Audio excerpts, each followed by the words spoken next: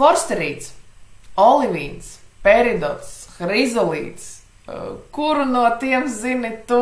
Uzrakstiet man lūdzu komentāros, kuru no šiem nosaukumiem jūs esat dzirdējuši un kuru neesat dzirdējuši. Es pieļauju, ka vairāki no jums nav dzirdējuši forsterīts, bet mazums, varbūt kāds arī manas meitenes jau viennozīmīgi zina, kas tas ir.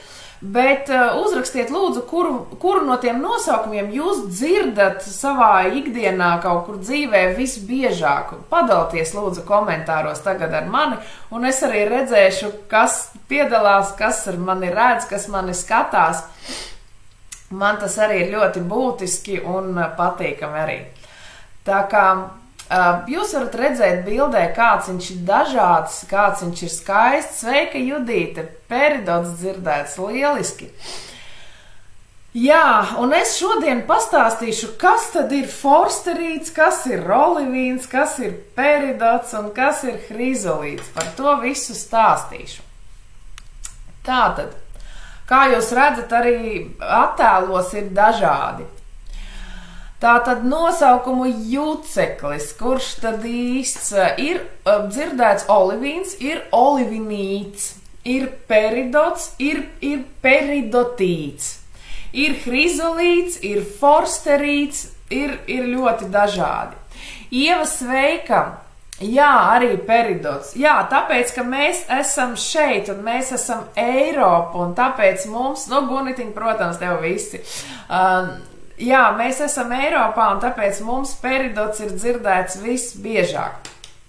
Un tālāk es stāstīšu, kas un kāpēc. Tātad, mēs sāksim ar to, kad ir vispār ieži un ir minerāli. Tātad kreisajā bildītē jūs varat redzēt vienu no iežiem, kur ir iekšā šis minerāls, piedalās arī. Un otrajā pusē jūs varat, labajā pusē jūs varat redzēt konkrētu minerālu forsterīts. Tātad, pastāstīšu nedaudz par iežiem. Es tūlīt noņemšu savu bildīti, lai varētu redzēt labāk to visu tabuliņu. Ir tādi magmatiskie ieži, ultramafīti. Īstenībā jums absolūti nevajag atcerēties nekādu šos nosaukumus, atgriezīšu sevi atpakaļ. Jums nevajag atcerēties šos nosaukumus. Tā, tūlīt, lai es varu redzēt jūsu komentārus. Jā, sveika, Māja, nododat lūdzu Emīlam lielus sveicienus no manis, un es jau noilgojos pēc visiem jums. Jā. Tātad par iežiem. Jums nav jāatcerās visi šie iežu nosaukumi, kurus es jums tagad stāstīšu un rādīšu. Es vienkārši gribu pastāstīt, no kurienes nāk tie visi nosaukumi. Tātad starp magmatiskiem iežiem ultramafītiem, jā, forsterīts, minerāls forsterīts veidojās lielos dziļumos un lielās temperatūrās. Tāds rudīts, ugunī ir radies, ja, dziļumos ugunī ir radies. Un starp šiem iežiem ir arī peridotīts un olivinīts. Kā jūs redzat, pašā kreisajā pusē, tur, kur ir tas sarakstīns baltajā fonā, augšā jūs varat saskatīt peridotītu, un kaut kur tuvāk apakšai ir olivinīts. Jā, viņš ir tur redzams arī ar manu bildi. Tātad, bišķiņa atšķirība ir neliela, bet tomēr. Un tagad es stāstīšu nedaudz par viņiem abiem un kas tie tādi vispār ir. Tātad peridotīts. Iezis peridotīts, viņam ir atkal, kā jau visas tās lielās klasifikācijas, vispār īstenībā zinātne, kas māca par iežiem, ir petroloģija, un tā ir atsevišķa zinātne, kas ir saistīta, bet pilnīgi atsevišķi no mineraloģijas, jo tur ir tikpat daudz kā mineraloģijā informācijas, tikpat daudz visādas klasifikācijas un viss kaut kas, un tā ir pilnīgi cita zināšana, cita zinātne. Tāpēc nedaudz maziņš ieskats, tātad iezis peridotīts, viņam arī ir vairāki paveidi. Jūs varat redzēt to paveidu pamat tādu sarakstu, bet mēs šoreiz pievērsīsim uzmanību tam iezim, kuru jūs varat, kuru es jums šodien arī rādīju ekrānā, ja? Un kuru jūs varat satikt veikalu plauktos, tas ir lercolīts. Lercolīts mēdz būt granātu un mēdz būt spineļa, bet visbiežāk tas ir spineļa lercolīts. Tātad par spineļa lercolītu.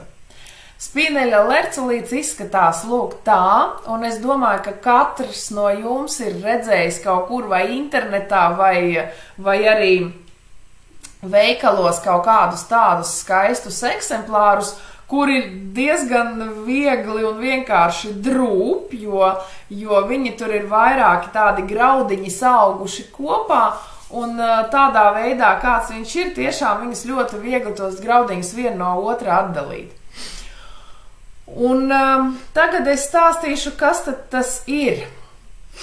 Tātad spineļa lercolīts sastāv 40 un vairāk procenti no olivīna. Par to, kas ir olivīns, es stāstīšu vēlāk.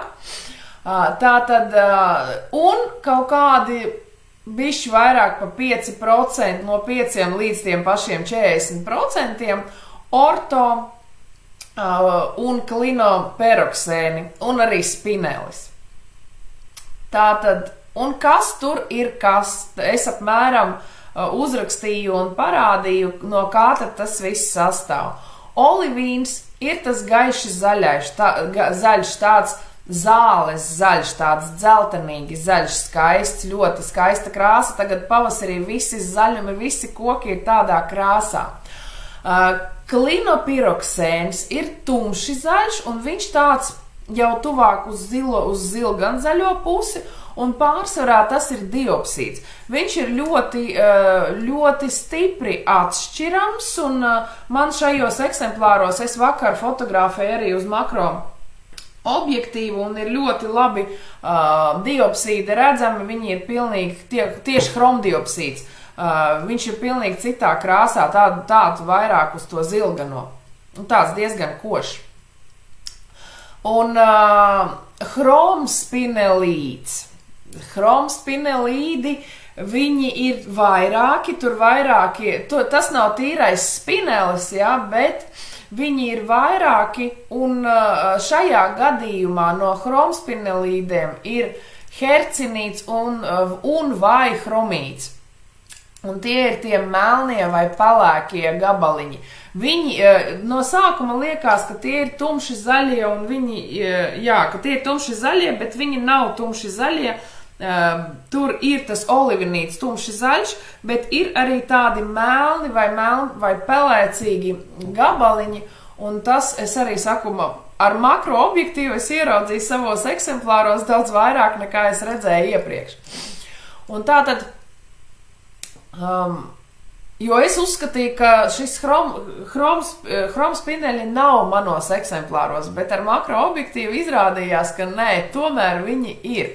Tātad tie tumšie melnie gabaliņi vai tumši pelēkie, tas ir hercinīts vai chromīts, kur ir spineļa brāļi. Un ortopiroksēns, tas ir brūns, kas tur ir iekšā, viņš mēdz būt ļoti bieži kaut kur maliņā. Šeit man eksemplāros visādos ir, jūs tagad tur neredzēsiet, bet es jums pēc tam viņus rādīšu. Šeit arī man ir viņi visādi. Nē, es pat tagad parādīšu. Jā. Ja ir redzams, es domāju, ka ir redzams. Zaļš ir zaļš apakšā, un augšā ir tāds brūns, arī lampās daudz maz spīguļo, un tie ir tie ortopiroksēni. Atgriežam slideshow. Un, protams, ka tas iezis, kurā tas viss aug, tas ir bazalts. Tāds pelēcīgi melns, viņš dažreiz ir tāds pavisam melns, dažreiz ir tāds gaišs pelēks, bet jebkurā gadījumā viņš kā bāze nāk.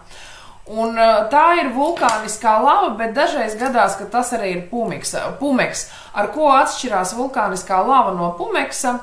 Lava ir vispār, tas viss ir bazalts, un bazalts mēdz būt dažāds. Par bazaltu viņu sauc vienkārši par bazaltu, kad viņš ir vienmērīgs, bez porām, bez caurumiņiem jebkādiem.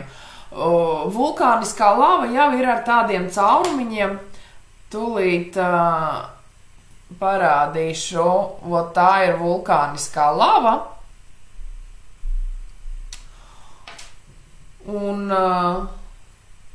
Un pumeks ir, kad tie caurumiņi, tur gaisa burbulīši ir pavisam, ir ļoti daudz un palieli, un tad viņš paliek viegls un ļoti, ļoti porains. Un ar pumeksu mēs parasti pēdas tīram, ja jūs atceraties. Tātad viss tas kopā aug bazaltā iekšā. Dažreiz, protams, tur tajā visā var trāpīties arī kaut kāda vizliņa, bet tas ir ļoti, ļoti maz. Tātad nākamais, tas ir spineļa lercolīts. Un ja mēs gribam nosaukt to pareizi, tad tas ir spineļa lercolīts. Iezis, ne minerāls, bet iezis, kurš satur dažāda tipa minerālus. Nākamais, parunāsim par to, kas ir olivinīts. Olivinīts, kā mēs jau noskaidrojām, ir iezis, un olivinīts ir olivīnu grupas minerālus saturošs iezis. Tajā ir no 90 līdz 100% olivīna grupas minerāli un mēdz trāpīties arī nedaudz mazāk par 5% magnetīts.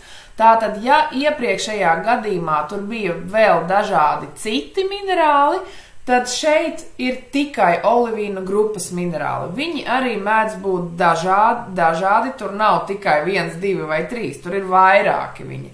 Es šodien jums pastāstīšu tikai par tiem pazīstamākiem kaut kādiem, bet jūs redzēsiet to sarakstiņu visu arī, pilnu sarakstu. Un tur ir daudz visu kaut kādi, un tad viņi mēdz tur saukt. Jo īstenībā ir ļoti tuvas tās formulas un kā viņš veidojās, protams, ka tāpēc arī viņi tur visi mēdz būt kopā vienā iezī. Tātad, ar ko atšķirās olivinīts no lercolīta? Ar to, kad lercolītā tie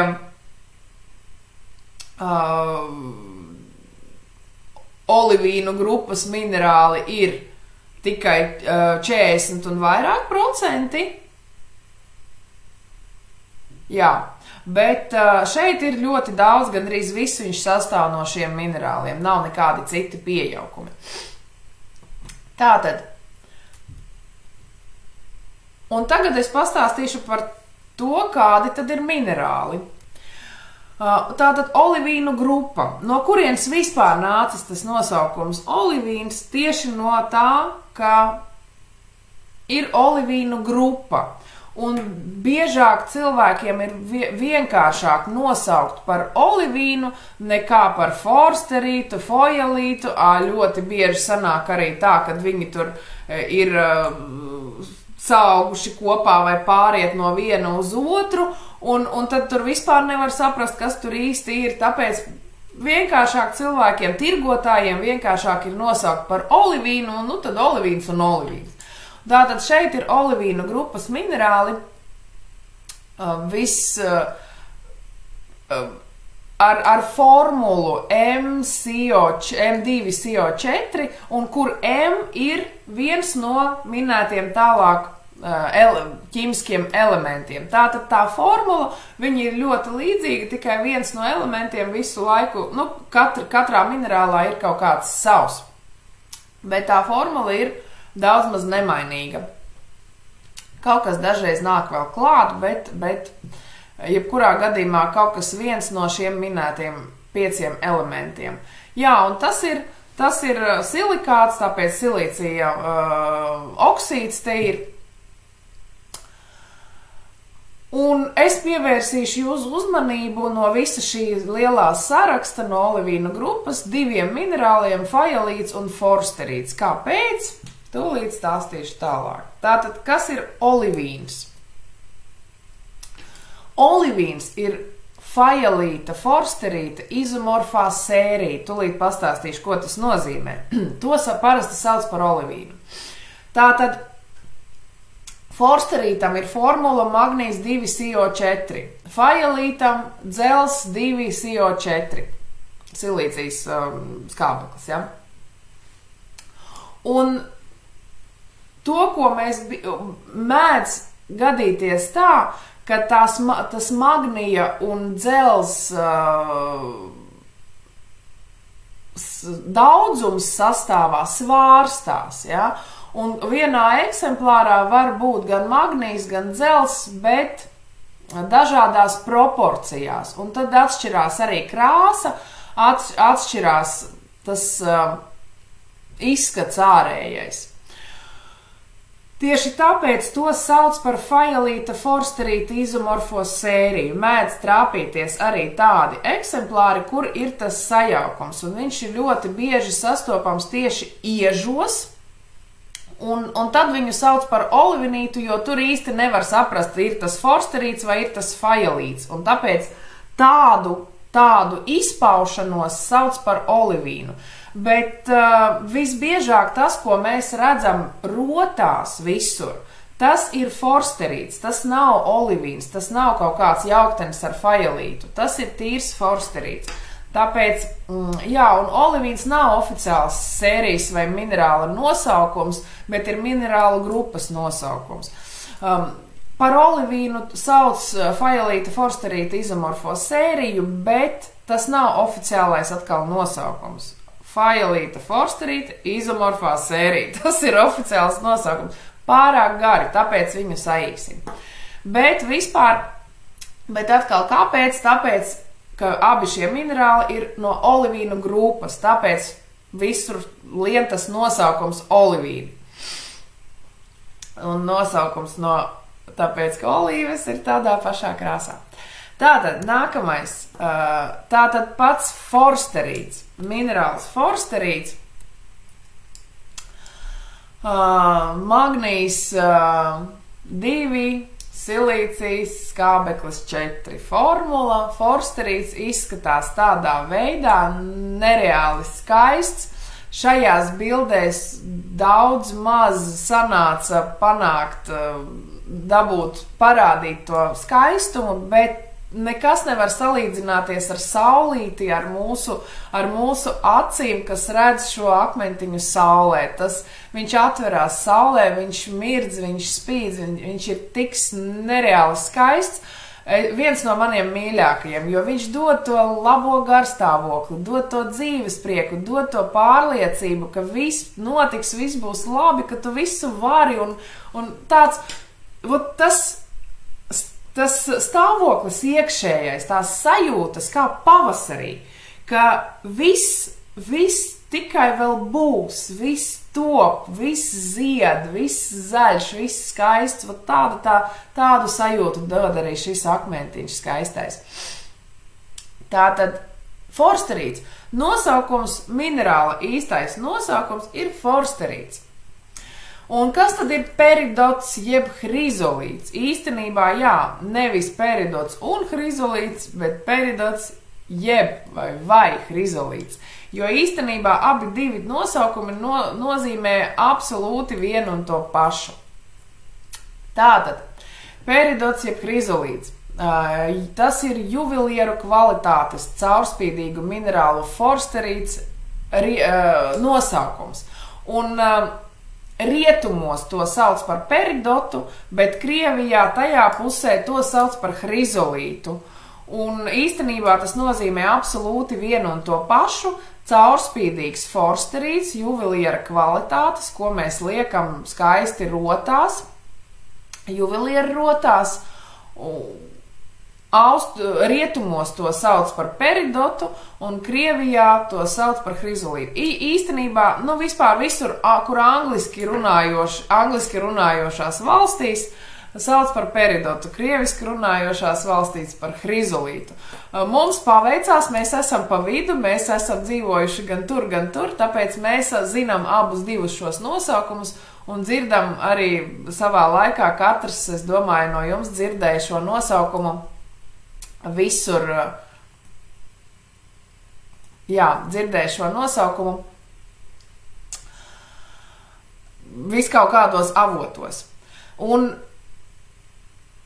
abi šie nosaukumi tātad nozīmē vienu un to pašu, un abi nav minerāla nosaukumi. Šī minerāla nosaukums ir forsterīts, bet šie nosaukumi ir vienkārši tirgošanas nosaukumi.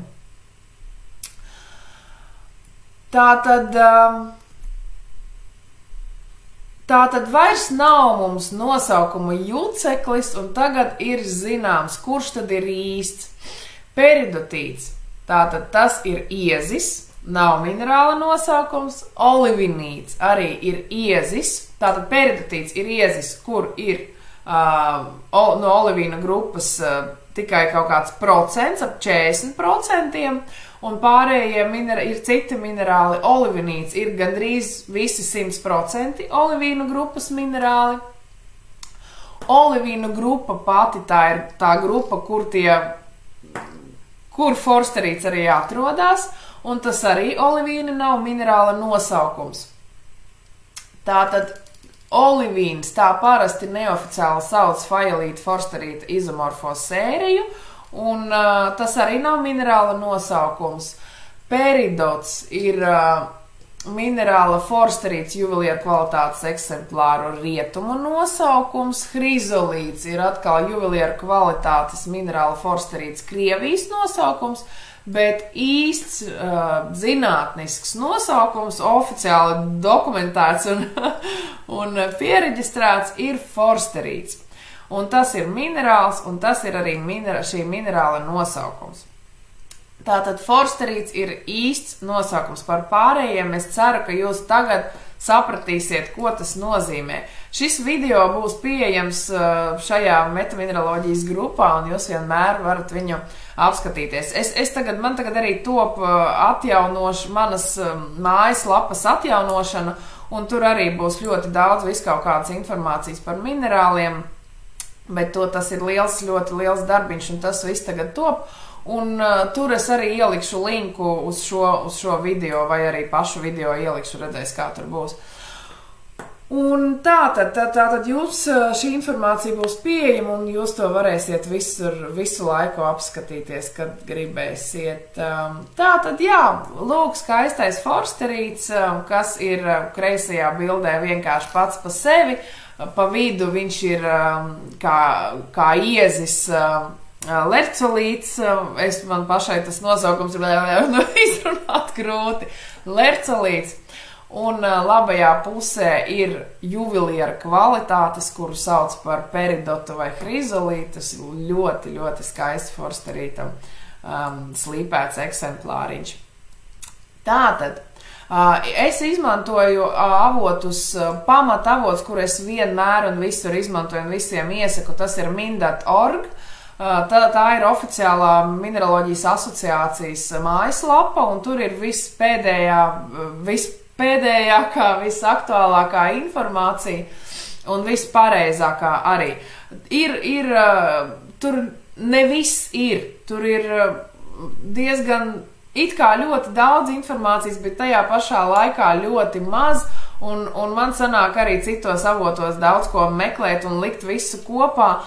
Es izmantoju arī GeoWikipēdiju, krievu valodā, Gornoenciklopēdijā, Wikiveb saucamā, arī krievu valodā, un arī dažreiz kaut ko paskatos no Wikipēdijas, parastās Wikipēdijas, bet, protams, kad informācija atšķirās Mindatā un Wikipēdijā, tad, protams, ka es klausos Mindatu, nevis Wikipēdiju, bet kaut ko dažreiz papildus par minerālu veidošanos vai vēl kaut kādu informāciju interesantu var Wikipēdijā arī palasīt. Un es gribu jūs iepazīstināt arī ar to, ko var iegādāties manā veikalā. Es ceru, ka šodien man sanāks ielikt visus šīs skaistās vakar sabildētās bildes, ielikt arī manā Fonkorps mājas lapā interneta veikalā, jo, ļoti interesanti, man jau interneta veikals ir ļoti sen, bet tur ir 3 produkti iekšā, jo man visu laiku nav laika sabildēt un salikt un sarakstīt, tas aizņem tik daudz laika, un visu laiku nekā atlieku un nevaru tam pieķerties. Bet tagad es pieķēros, un es izlēmu, ka es tā padrusciņam stāstīšu jums par kaut kādu akmeni, bildēšu prezentācijai, un tad pie reizes arī likšu interneta veikalā. Tātad lercolītu manā veikaliņā var iegādāties šo eksemplāriņu, viņš ir nereāli skaists, un parādīšu viņu tā arī dzīvajā. Šeit ir ļoti daudz, visi minētie, un viņš ir iekšā pumeksā, nu, jā, tur pamatā ir bazāls, bet šeit pa virsu ir pumeks, un viņā iekšā ir visi minētie minerāli, gan, kā jūs redzat bildēs, mēģināju tā vairāk viņu smalkāk paņemt. Ir arī vairākas citas bildes, kuras es ielikšu interneta veikalā, bet lercolīti man ļoti patīk, viņi ļoti dzīvi, ļoti saprotami, nav prastāki varbūt, tādi pieejamāki liekas, un ar viņu komunicējot, tu arī jūties drusciņ citādāk. Forsterīts ir nedaudz cēlāks tāds. Nākamais ir, jā, šie skaistie forsterīta, tieši minerāla forsterīta gabaliņi, tādi puscaurspīdīgi, ļoti, ļoti skaisti, ļoti mīļi, un atkal es pateikšu, ka bildi nevar parādīt šo skaistumu, protams, ka daudz skaistāk tas viss izskatās. Jā, viņi ir nelieli, kaut kādi laikam 2 centimetri, un daudz skaistāk tas viss izskatās dienas gaismā, saulē. Tātad, jā, tādi 2 gabaliņi ir veikalā nopērkami. Tātad nākamais veikalā ir nopērkami arī tādi maziņi gabaliņi. Ja gribās sev maciņā, piemēram, ielikt akmentiņu naudiņai, jā, forsterīts arī naudiņai ir, jo viņš dod to iekšējo pārliecību, ka tev viss būs jebkurā gadījumā, un tas pievelk pareizos notikumus. Tātad vienkārši fantastiski tādi gabaliņi, viņi ir, nu, kaut kur vismazākie laikam ir puscentimetrs, un tad centimetrs ir kaut kādi pat 1,5 centimetru lieli, diezgan palieli gabaliņi un ļoti labas kvalitātes, vairāki no viņiem tiešām juvelieru kvalitātes gabaliņi. Pa ļoti pieejamām naudiņām no 3 līdz 5 eiro gabalā ielikt maciņā vai arī sev kolekcijā. Jo īstenībā forsterīts diezgan reti parādās kaut kur veikalos. Un vēl nedaudz bildītes. Man ļoti patīk šie mazie skaistie gabaliņi. Parādīšu jums tagad šeit. Jā, tātad, nu, lūk, tādi viņi ir. Lielāki, mazāki, viss kaut kādi. Bildē grūti parādīt. Tā.